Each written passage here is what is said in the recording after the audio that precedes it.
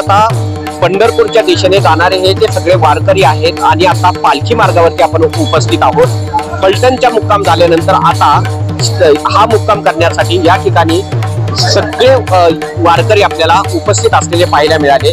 हे जे भोजन आहे हे गजराज फाउंडेशनच्या माध्यमातून अनेक वर्षापासून या वारकऱ्यांना सेवा दिली जाते।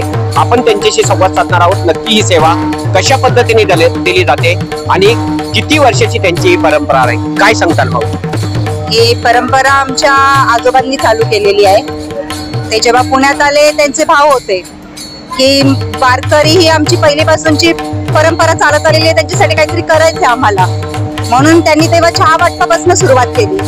तेव्हा तर आमची परिस्थिती पण नव्हती, पण तरी त्यांनी त्यांच्या मुलांना सांगितलं मला करायचं आहे आणि ही त्यांचीच पुण्याई आहे। आज 40 वर्षांच्या वर होऊन गेले ही सेवा परमेश्वर आमच्याकडनं करून घेतोय आणि पुढे पण आमची 4थी पिढी आहे त्यांच्या हातून चालू आहे। दुसऱ्याही माऊली आहेत, काय सांगताल किती वर्षाची आपली सेवा आहे वारकऱ्यांसाठी? 40 वर्षापासून आहे, आमच्या सासऱ्यापासून करतोय, अजून पण पुढे करण्याची इच्छा आहे।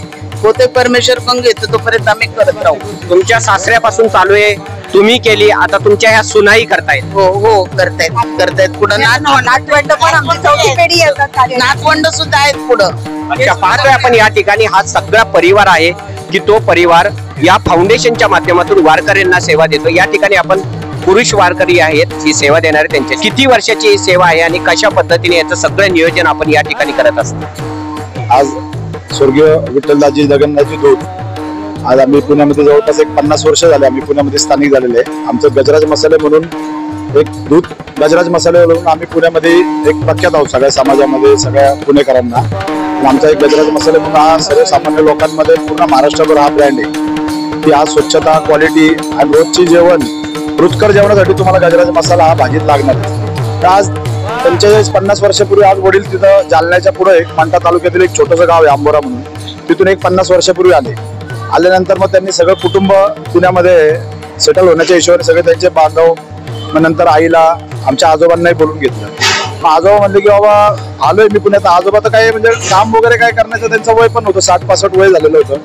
तर ते म्हणले आपल्या गावाकडनं जे वारकरी येतात त्यांची मला मुलांना म्हणायचे, वडिलांचं नाव घेऊन बोलायचे। ते बोले काय असेल पोरांना मला काय माहिती नाही, मी वारकऱ्यांची सेवा करायची, तेव्हा परिस्थिती असून मला माहित नाही, ते मला करायचे। तर तेव्हा एरंडवाना गावठाणमध्ये दिंडी थांबायची, त्याच्यानंतर हडपसरला आपण चहा वाटप करायचं। तर आज आमची 4थी पिढी आहे।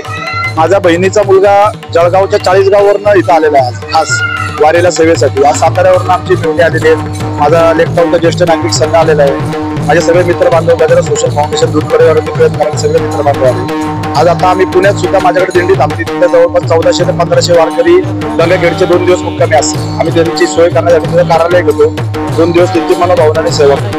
हे आजोबांनी आम्हाला लावलेले संस्कार आहेत। त्याच्यानंतर आज माझे मुलगा, माझे पुतण्या, माझा भाचा, माझा सगळ्या मित्र परिवार, आज आम्ही 4थी पिढी याच्यामध्ये आहोत। आणि परमेश्वरकडे एवढीच प्रार्थना की आजोबांनी जे आम्हाला संस्कार दिलेले आहेत, वाडवडिलांनी जे संस्कार दिले ते इथून पुढे पण आम्ही कायम ठेवणार। आणि 4थी पिढी काय जोपर्यंत आज आमचा कुळ आहे, कुलदेवीच्या आशीर्वादाने, आजोबांच्या आशीर्वादाने ही वारकरी परंपरा आणि वारकरी सेवा कायम चालू राहणार, आम्ही तुम्हाला शब्द देतो।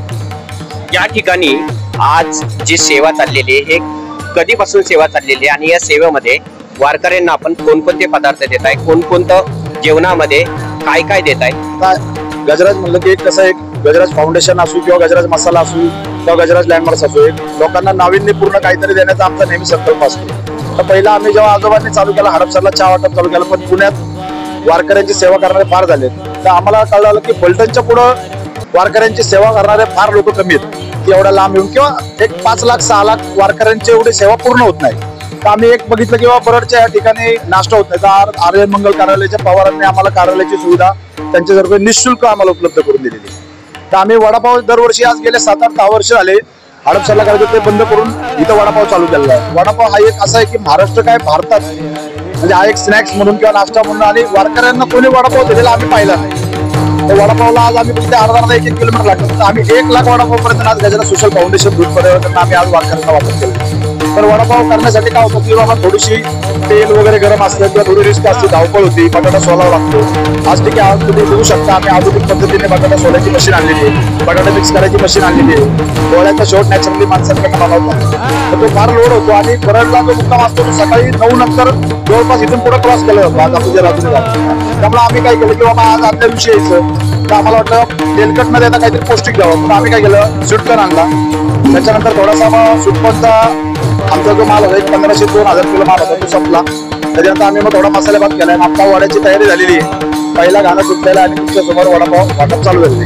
हे आम्ही 8 वाजेपर्यंत चालवणार. त्याच्यानंतर 1-2 तासाचा रेस्ट घेऊन रात्री 11-12 वाजता हाफ फ्राय आम्ही 5 ते 10 हजार वडेपाव हाफ फ्राय करून ठेवणार.